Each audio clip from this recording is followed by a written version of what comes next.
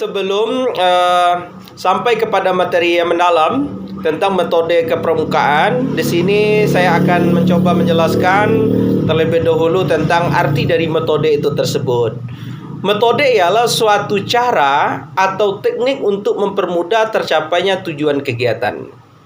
Jadi dapat kita simpulkan, metode kepramukaan adalah cara memberikan pendidikan watak kepada peserta didik melalui kegiatan kepramukaan yang menarik, menyenangkan, dan menantang, yang disesuaikan kondisi, situasi, dan kebutuhan peserta didik. Jadi metode kepramukaan ini merupakan cara belajar progresif melalui salah satunya adalah pengamalan kode kehormatan. Belajar sambil melakukan atau disebut dengan learning by doing, sistem beregu, kegiatan yang menantang dan mengikat serta mengandung pendidikan yang sesuai dengan perkembangan rohani dan jasmani anggota muda. Dan selanjutnya lagi kegiatan di alam terbuka, kemitraan dengan anggota dewasa dalam setiap kegiatan, sistem tanda kecakapan, sistem satuan terpisah putra dan putri, dan kiasan dasar.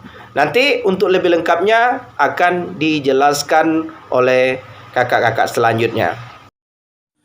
Pengamalan kode kehormatan pramuka dapat dilaksanakan dengan berbagai cara. Nah, yang pertama adalah dengan menjalankan ibadah menurut agama dan kepercayaan kita masing-masing. Nah, yang kedua adalah membina kesadaran berbangsa dan bernegara. Yang ketiga adalah mengenal, memelihara, dan melestarikan lingkungan beserta alam dan juga isinya. Nah, yang keempat adalah memiliki sikap kebersamaan. Dan yang kelima adalah hidup secara sehat, baik jasmani maupun rohani. Nah, yang keenam adalah bersikap terbuka, mematuhi kesepakatan dan memperhatikan kepentingan bersama, membina diri dalam upaya bertutur kata dan bertingkah laku, sopan, ramah, dan sabar. Nah, yang ketujuh adalah membiasakan diri memberikan pertolongan, partisipasi dalam setiap bakti sosial, dan mampu mengatasi tantangan tanpa bersikap putus asa. Nah, yang kedelapan adalah kesediaan dan keikhlasan menerima tugas berupa melatih keterampilan dan pengetahuan riang gembira dalam menjalankan tugas menghadapi kesulitan maupun tantangan. Nah, yang kesembilan adalah bertindak dan hidup secara hemat, teliti, waspada, dengan membiasakan hidup secara bersahaja.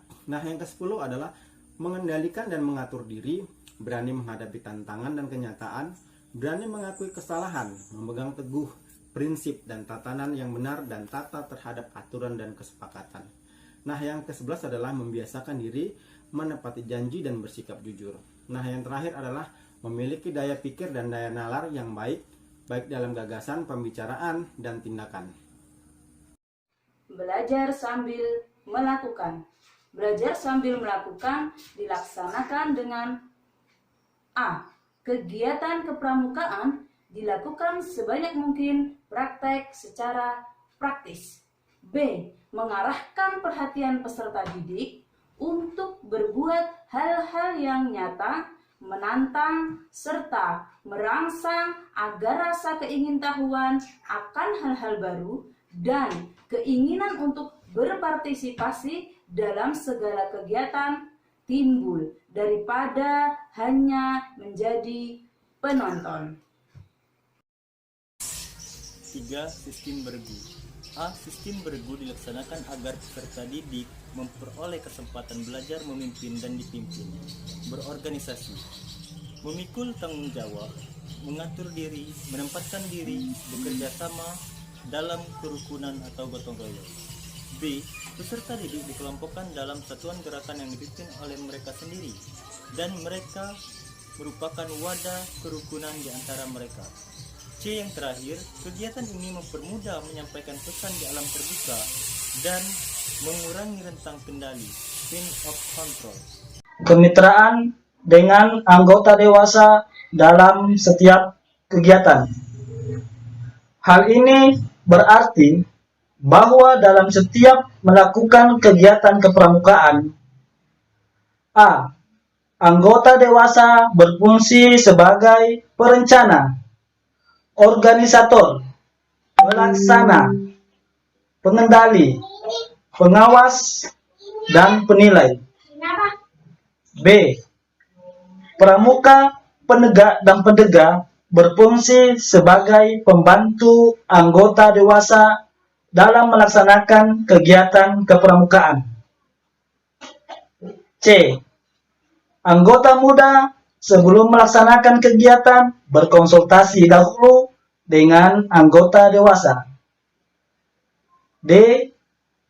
Anggota muda mendapatkan pendampingan dan pembinaan oleh anggota dewasa. E. Anggota dewasa bertanggung jawab atas pelaksanaan kegiatan kepramukaan anggota muda.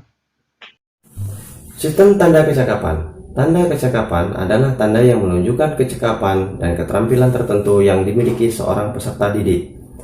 Sedangkan sistem tanda kecakapan bertujuan mendorong dan merangsang para pramuka supaya selalu berusaha memperoleh kecakapan dan keterampilan. Setiap pramuka wajib berusaha memperoleh keterampilan dan kecakapan yang berguna bagi kehidupan diri dan baktinya kepada masyarakat. Adapun tanda-tanda kecakapan yang disediakan oleh peserta didik adalah tanda kecakapan umum ataupun TKU yang diwajibkan untuk dimiliki oleh peserta didik. Yang kedua yaitu tanda kecakapan khusus ataupun TKK yang disediakan dimiliki oleh peserta didik sesuai dengan minat dan bakatnya. Yang ketiga adalah tanda Pramuka Garuda ataupun TPG. Tanda kecakapan TKU, TKK, dan TPG diberikan setelah menyelesaikan ujian-ujian SKU maupun SKK dan SPG. Kegiatan di alam terbuka memberikan pengalaman kepada peserta didik tentang adanya unsur alam dan upaya melestarikan alam serta menghormati keseimbangan alam. Yang kedua, mengajarkan pada peserta didik agar senantiasa menjaga lingkungan dan kegiatan yang bersifat di luar ruangan selaras dengan alam. Yang ketiga adalah mengajarkan peserta didik agar senantiasa sederhana, rendah diri, memiliki rasa kerjasama, dan rasa